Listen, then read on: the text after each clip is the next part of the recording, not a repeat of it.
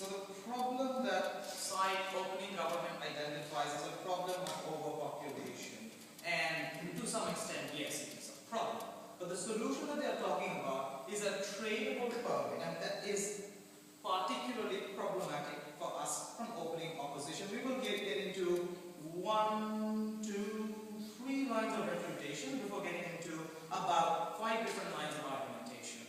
The refutation, right? Number 1, they speak about how the poor people get money and how this is a good thing for the poor people because now they get money.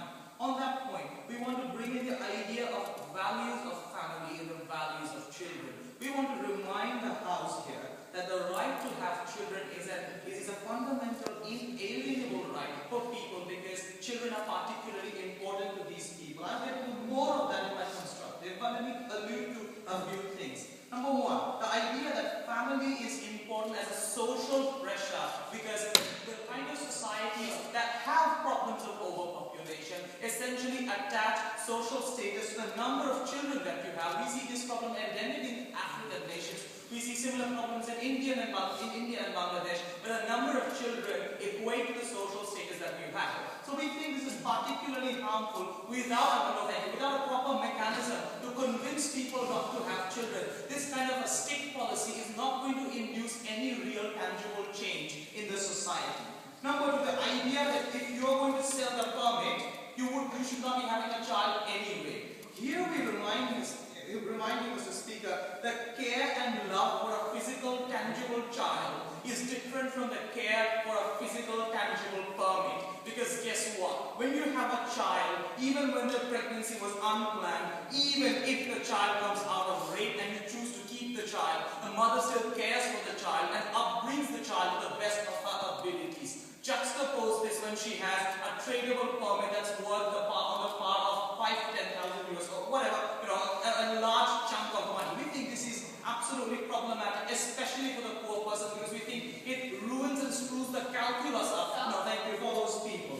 Number 3, the idea that people get poorly paid because of overpopulation. We think that this is partially true, but more importantly, the kind of exploitation that we have in sweatshops in China and Thailand are not just because of overpopulation, but this is overpopulation coupled with faulty policies, coupled with exploitative nature of entrepreneurs and the kind of advantages that they can take out of these people, which we think is endemic to countries that have, booming population, but is not that has no correlation with booming population. My arguments. Number 1, the idea of why people have children. Now understand why people have children. We have 2 main reasons for this. A, child mortality.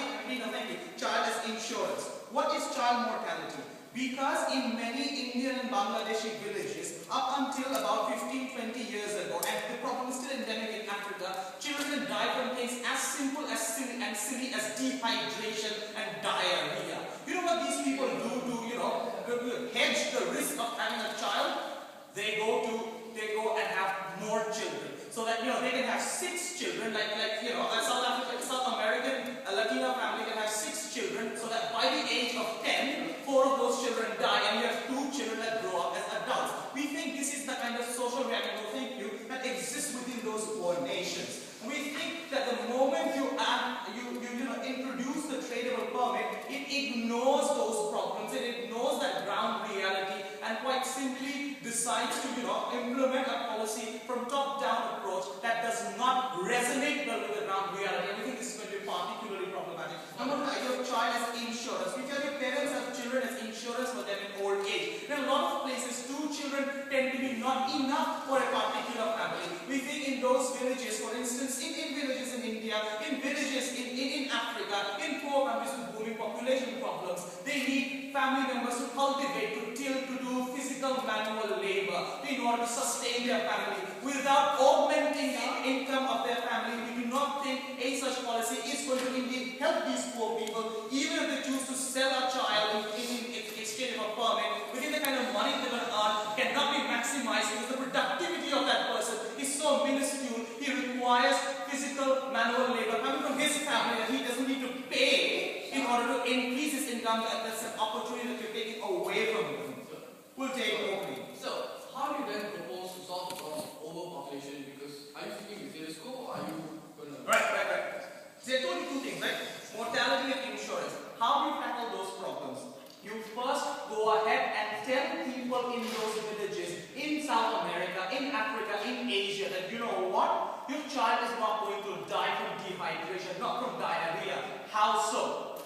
You bring out packs of salt and saline and those kind of menial, ordinary, simple things that can save people from dehydration, can save people from malaria, filaria, diphtheria, diarrhea, so on and so forth. We think this kind of campaigns can work in a much easier way to reach out to the people and to convince people out of their own volition to drop out of having more children. Number two, the idea of family planning. Can we tell you that the idea of family planning needs to be widespread? Because even if there exists tradable permit, and my partner Aki is going to expound on the religious aspects of this policy, but let me just allude to a few things. We tell you that the availability of family planning and contraceptives and the social acceptance of such things is absolutely quintessential for the imposition for the execution of this policy.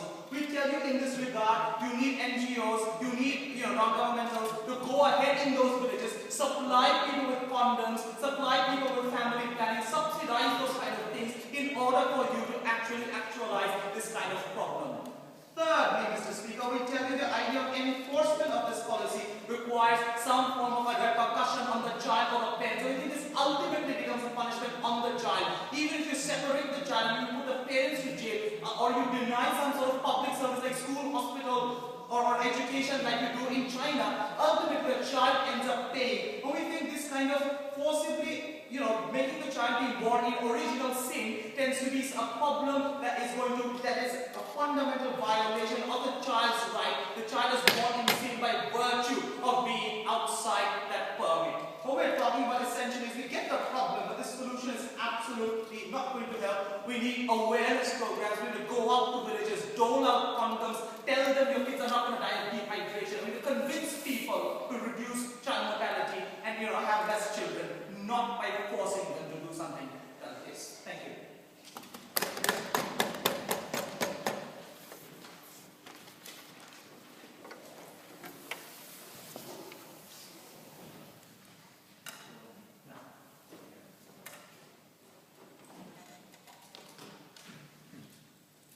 Thanks for being a fine speech and call upon Viv to continue the case to the proposition.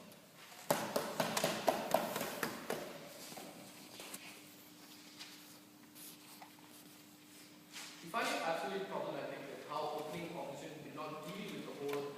My question for my POI is that what are you going to do to solve overpopulation? They didn't answer it, they just dodged with it. And secondly, we find it very problematic that they're just focusing on the poor people. They refuse to ignore the problem at hand, which is overpopulation. Jensen brought to you the consequences of overpopulation.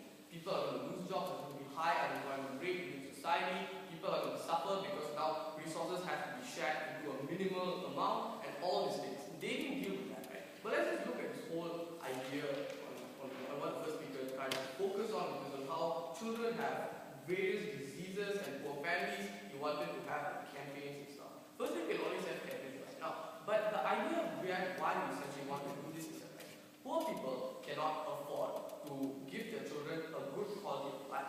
Therefore, the people who can afford it are those who can afford to provide their children with a good standard and quality of life. They can give them education, they can give them proper medication, they can give them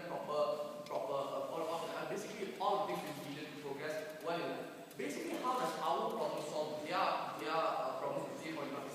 When these rich people, or people who can afford to buy over these people's children, when they buy over this child, they cannot take care of the child in a much better environment compared to them. Because they are not solving the problem of malaria or AIDS by having campaigns, because people are still going to have children who are dying in the streets every day anyways. We are now shifting. We are not telling you that we have to not shift. If these people can afford to take care of the child well, then we'll give it to them. These people can always buy over the children and provide them with good quality care. Now, the question which ensues after that is that, right, isn't this unjustified towards the poor people? Firstly, no, because firstly, it is good. It's a fair trade-off, because these poor individuals receive money in hand. They can use this money to build a more stable foundation within their family. They can provide for their existing children, or they can even provide provide to elevate themselves within the social ladder which occurs within society. Which means that essentially you can also solve the problem of poverty within society. But also, no thank you. And as you brought up this minor point, which is on this whole idea of insurance, how parents need to have children whenever they grow old. Like, we've got two responses to that. Firstly, you can have babes, or secondly, you can just go to old folks home where they can treat you so much better with speaking, because you can see how many children reach their parents. Anyways, but also, okay, I do understand that yes, parents do need this love, but the idea is that, right, something which is good about our proposal is that, right, when you actually have the money, you can always buy back the permit again from another person. That is the flexibility of our model. You have to deal with that. So whatever problem you posted, we can always get it back anyways when they have the money. So this basically incentivizes families to improve their quality of life to a certain standard where they can afford their children and provide better care for children. Also, the next one we take point out is on this idea on how, like, if you look at agricultural families which are based on like agriculture, they need many people to actually work for them so that they can get like good amount of profits. Right? Look, the idea is that you need to provide.